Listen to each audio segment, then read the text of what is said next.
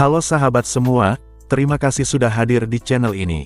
Channel yang selalu menghadirkan video-video terbaru seputar jiran Nusantara. Indonesia merupakan negara terbesar di kawasan Asia Tenggara, baik dari sisi wilayah, jumlah penduduk, maupun pengaruh regional. Peran strategis Indonesia kerap menjadi perhatian dan perbincangan negara-negara tetangga. Mulai dari sektor ekonomi, pertahanan, hingga hubungan diplomatik di tingkat global. Tanpa basa-basi lagi, mari kita gas ke videonya.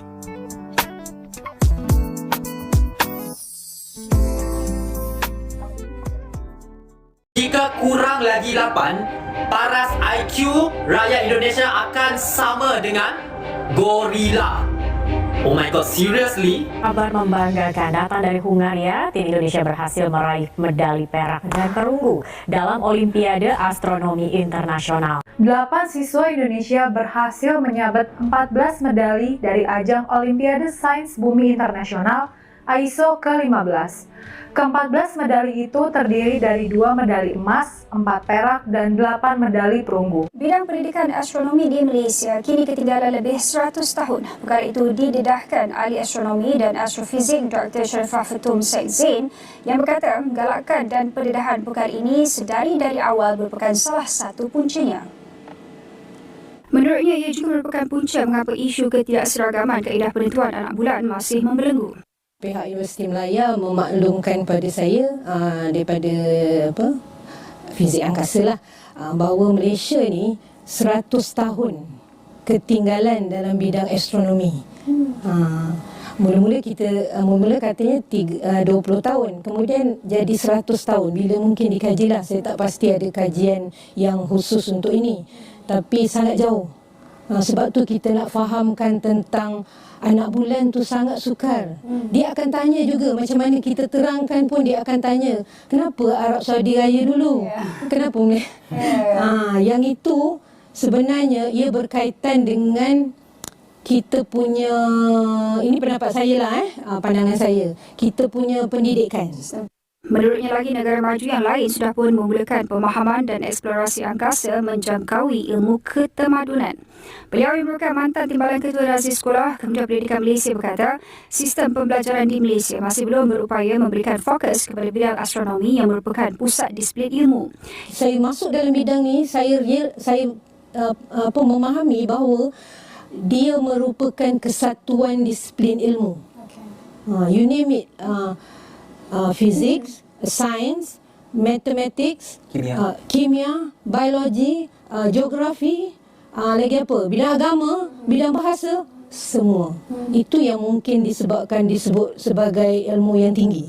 Bangsa Melayu bangsa yang ada rasa. Prarasanya tinggi. Prarasa tahu apa? Dia ada satu kebolehan firasat. Okey. Ada kebolehan firasat yang kuat untuk berhubung dengan maklumat-maklumat yang terjadi kepada tok nenek mereka. Prarasa, dia panggil rasa. Dia ada ilmu yang bangsa lain tidak ada. Dia lebih filosofikal. Bangsa Melayu ni bangsa yang penuh dengan falsafah. Bangsa Melayu boleh terbang kan? Ada kekuatan itu. Dia boleh, sehingga kan di negeri China pernah tahu benda ni. Kungfu dan sebagainya yang terbang-terbang itu hasil daripada kita punya pahlawan pernah kesan.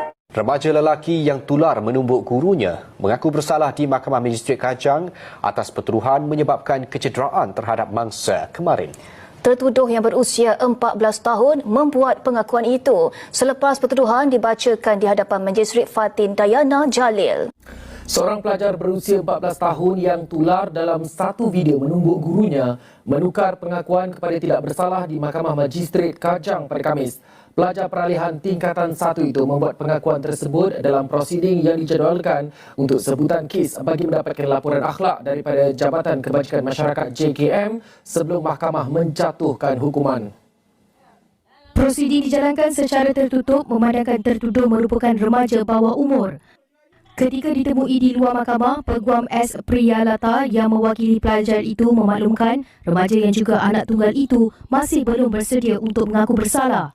Menurutnya, dia memohon diberikan masa untuk berfikir bagi mempertimbangkan kes yang sedang dihadapi. Kata beliau, langkah seterusnya sama ada menghantar representasi atau mengambil tindakan lain hanya akan dilakukan selepas pihak pembelaan menerima dokumen penting daripada pendakwaan. Anak-anak kita yang kita besarkan ini perlu ada satu ketahanan diri supaya mereka boleh berdepan dengan apa juga cabaran-cabaran yang mendatang kepada mereka. Dr. Speaker, saya ingin menjelaskan sedikit kenaan dengan isu kesihatan mental dan sakit mental. Dia adalah yang berbeza. Dia bermula dengan sakit mental dan kalau tidak dirawat, dia akan jadi sakit mental. Sakit mental ini, bawah KKM ada sakiteri dan sebagainya. Tetapi daripada awal itu adalah kesihatan mental. Dan 1 daripada 3 rakyat Malaysia berdepan dengan masalah kesihatan mental. Bermakna 10 juta. Kita pernah mendengar satu cadangan untuk membawa jururawat ini daripada Indonesia untuk bekerja di negara kita ini. Akibat daripada masalah kesihatan mental. Kita nak supaya anak-anak hormat kepada semua guru. Jadikan sekolah itu guru disiplin. Dan yang keduanya ialah ibu bapa. Persatuan ibu bapanya hanya memberi perhatian kepada ibu bapa di sekolah itu.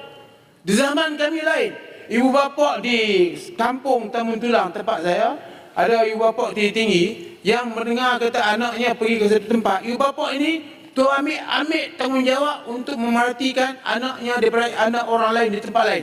Ibu bapa menganggap semua anak-anak ni anak-anak mereka. Kita kena perkuatkan persatuan ibu bapa itu bukan hanya untuk sekolah, tapi untuk komuniti, untuk negeri dan juga untuk negara. Jadi kita menyokong supaya dengan beberapa perbaikan dibuat dan juga pendekatan kembali balik kepada pendekatan yang membolehkan ada hormat menghormati, ada semangat we feeling, semangat kekitaan.